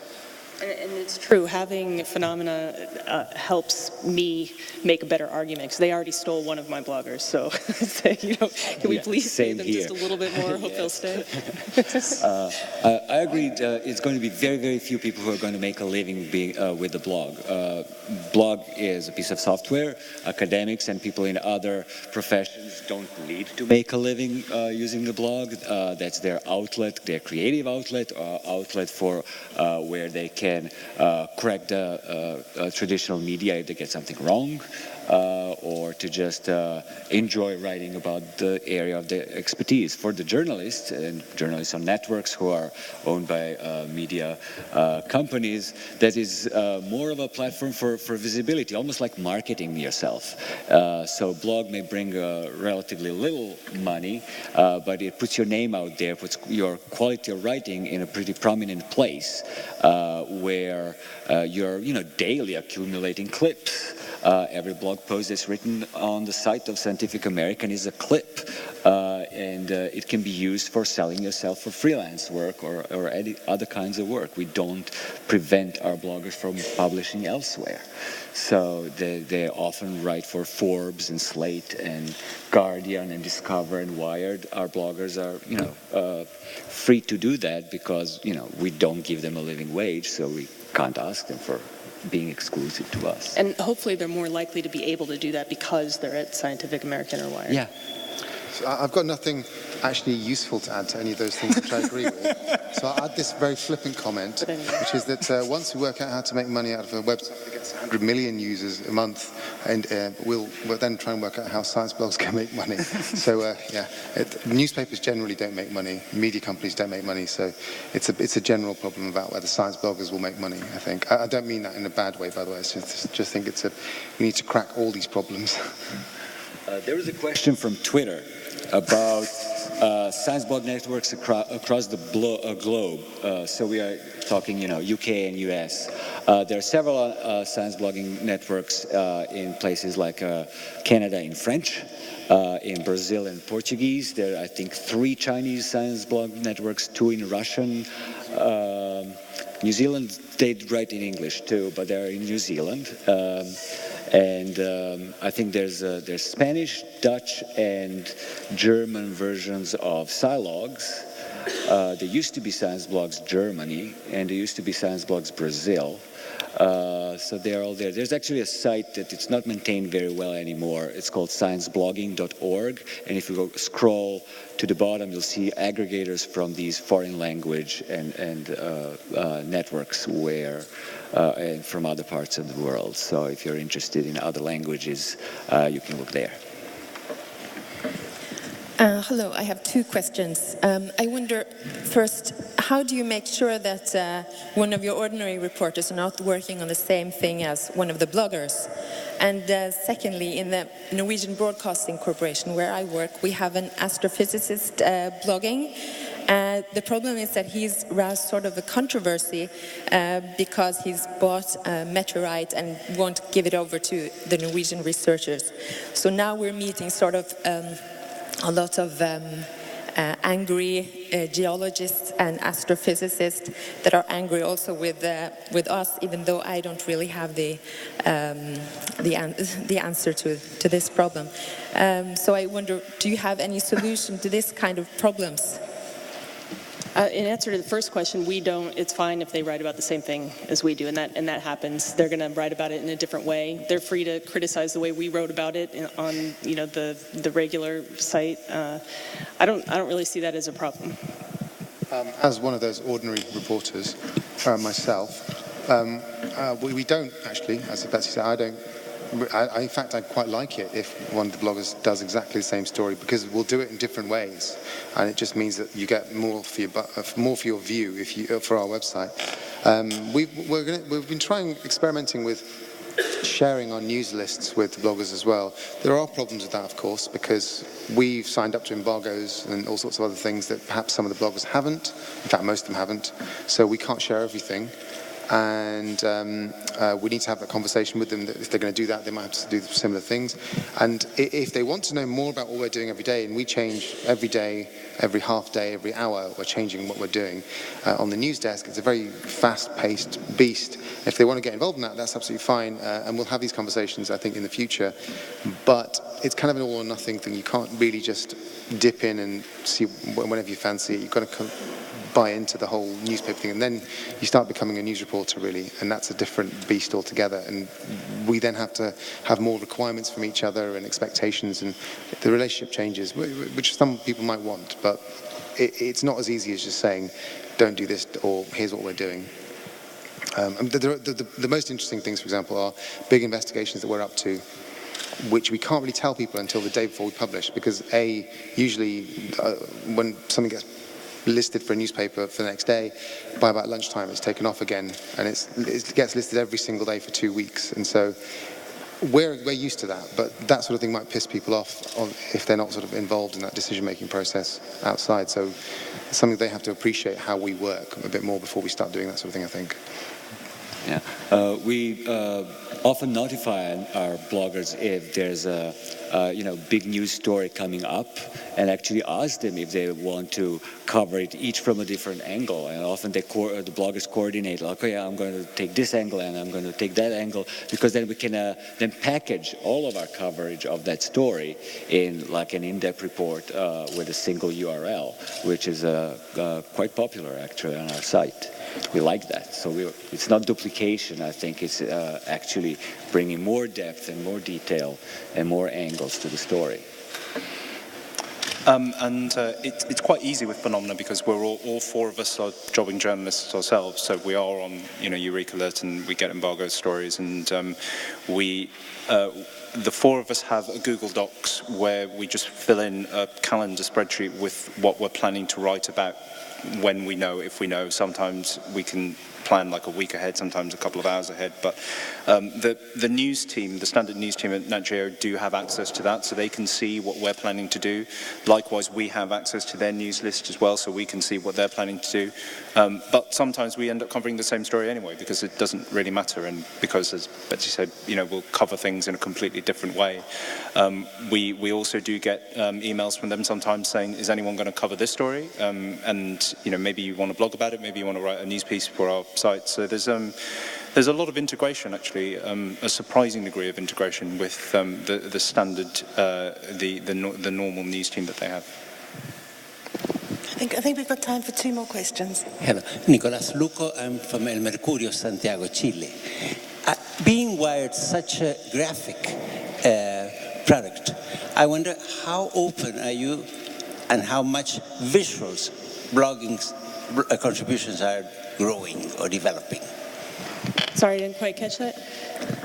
instead of text blogging contributions, visual, photographic, or illustrative, or cartoon contributions. How open are you for that, and how is that developing? We did get a few proposals among the 113 that were illustration-based, and we would definitely be open to that. I think particularly, we have like 10 blogs. Yes, we have 10 blogs at the moment. If I can get us to grow more towards 15, then I think we could have a bigger diversity of things like that. But definitely more open than anything, because that's an unusual way of looking at science that we would never be able to do on the regular news site. So, yeah. Yes, and I have one artist, one cartoonist, one illustrator, one nature photographer, and 3 videographers. And they are also my kind of committee for choosing the image of the week and video of the week, which are very popular features on our site. I have a quick suggestion and then a question. My suggestion is for Bora, as one of the people who fell into the abyss of the early September registrations for Science Online that lasted 1 minute. Please consider of Science Online in Europe, and why not in Africa as well? I think it would be fantastic, and I'd be happy to help you if you need support. My question is for the panel. It's a what next question. What's next? It seems like you as a group have arrived where you're at because of phenomenal ability to be experimental, take risks, and innovate. Now you've achieved tenure, all of you. How do you hold on to that feeling of pushing the boundaries and, focusing on what's feeling experimental?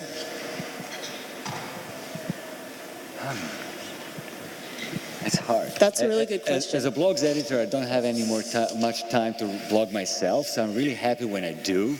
And pretty much every blog post about science that I've written in the past couple of years, I'm really happy about, because I took some time, and every one of them actually has a different structure. Because I'm not a trained writer or a trained journalist, I'm a trained scientist. I'm just experimenting with the structure and the flow of the blog posts, and I've been really happy with those few posts that I did manage to write recently. Kind of keeps me fresh when I don't have to write one every day. So where we're going with this, I think there's a few things. More attention for our bloggers. That's what we'd like. We want them to be a place that people go around the world for good analysis of science stuff, and so that's one target. More integration with the rest of the newspaper. We still do publish a Dead Tree newspaper, and we'd like our bloggers to be involved in other parts of the website and the newspaper as well. It's already starting to happen, and I want more of that, and I'd love it if we had time to do more of those sorts of things. More subjects. I think, as I mentioned, we're going to launch a couple more soon, but I think we want to try and cover as many of the scientific subjects as possible, and more community. It's a personal target for me and James Ranson, who, as I said, is a news editor, who does science and environment on the web, on the Guardian. But between us, we've been trying for a long time, and we haven't quite cracked it, but this is our big thing for the next 6 months or a year or so. We want them to feel like a community themselves. We've brought them together, but we want them to sort of be together. Usually we're doing it in the British web, getting them drunk together, and it kind of works. It's not bad, but we want to do more of that community building, where they can talk to each other a bit more, cross-post with each other, and that I think it was a real achievement if within a year even if that's just the thing that's happened. It's not an external thing necessarily, but for me, I think that's really important for a network. I think for me, it's similar. We're trying to have it be more of a community. Mine are spread all over the country and the world, so I do buy them beers every chance I get, but they're not usually together. Drunk Google Hangouts, that's a great idea. It's my solution to everything. And now I've forgotten what else I was going to say. What was the question again? Future. Yeah, it's gone. obviously I'm not managing a network myself, so I don't really have an answer to that bit.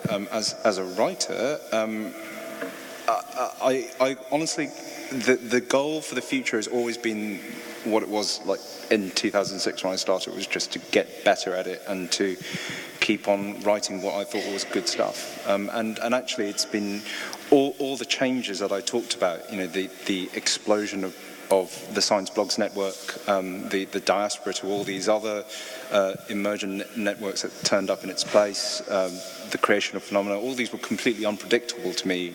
You know, even like months before they actually happened. So I've given up sort of predicting where blogs are going to go. I could not have thought about I could not have predicted where they would be now at any point in the past. And I think it's just a case of trying to make sure that we still produce good quality content and are trying to improve things. I remembered.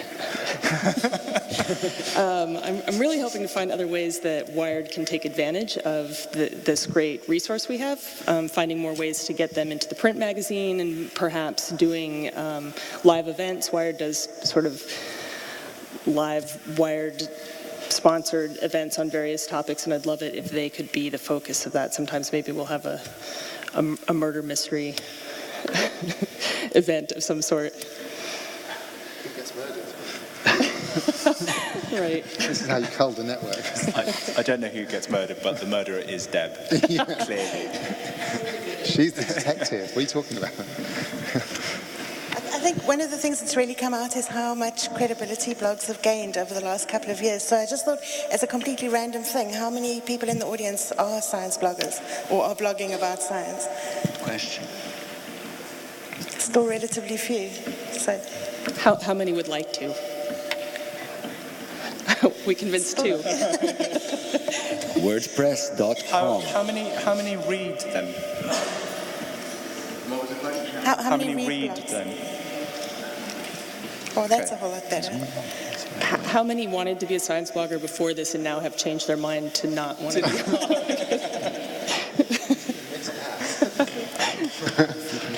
I think we must do the same exercise. We're expecting the next conference to be in Cape Town in 2015. We've bid for it, so maybe we can do the same exercise then and see how many of you have embarked on this. Can we just do a really quick 30 seconds each, just a roundup of anything you want to leave the audience with? Who wants to start? What was the question? Just do a quick 30 seconds. What do you want to leave the audience with? A roundup or a statement? Oh God, I don't know. Oh God, I have to be first a wrap up. Always remember that blog is a piece of software and you can do with it whatever you want. There's no one right style and one right way to use the blogging software. If you are a journalist, that can be a wonderful platform for you to get known, to practice your writing as your writing lab, which is going to bring you various gigs and jobs in the future. But don't expect your blog to bring you a livelihood. Unless you are Andy Sullivan, who is not a science blogger. And if I can make a pitch, the best and easiest way to follow science blogs, if you're not a follower of science blogs, well, of course you can go to one of our 4 networks, but it's a site that I've founded, which is called ScienceSeeker.org, which is an aggregator and platform which aggregates all the science blogs. It has editors, so you don't have denialists there. Just approved science blogs are there. If I can do the sort of verbal equivalent of +1 RT that, I'm doing that. But my other thing, I'm just curious. What? Seriously. Yeah. I forgot what I was going to.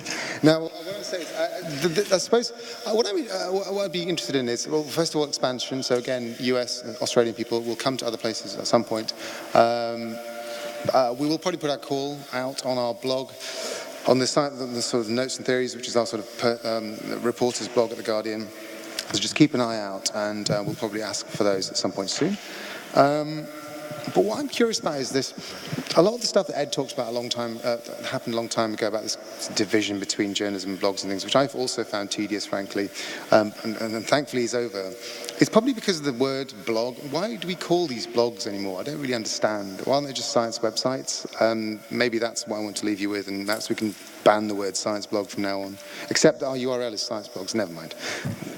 I like to legitimize the word blog, because it used to laugh, so I kind of almost out of spite, I want the word blog to become so normal. Instead of calling them columnists, they're bloggers, and be proud of it. Yeah. Normalize it, get rid of it, whatever. It should just be completely normal, I think. And I think we've always seen it like that, and I'm glad it's going that way. That actually was going to be my point as well, so I'm now forced to +1 RTU. There is something strange about the word, isn't there? It's not the prettiest word in the world. I think it's in French it's blogueur, which sounds much sexier. You've just said blog in a French accent.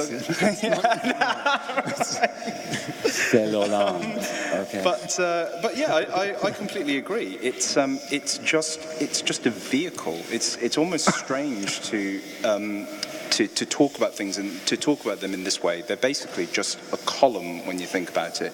But I think the word reflects the ethos that underlies it all. It reflects that kind of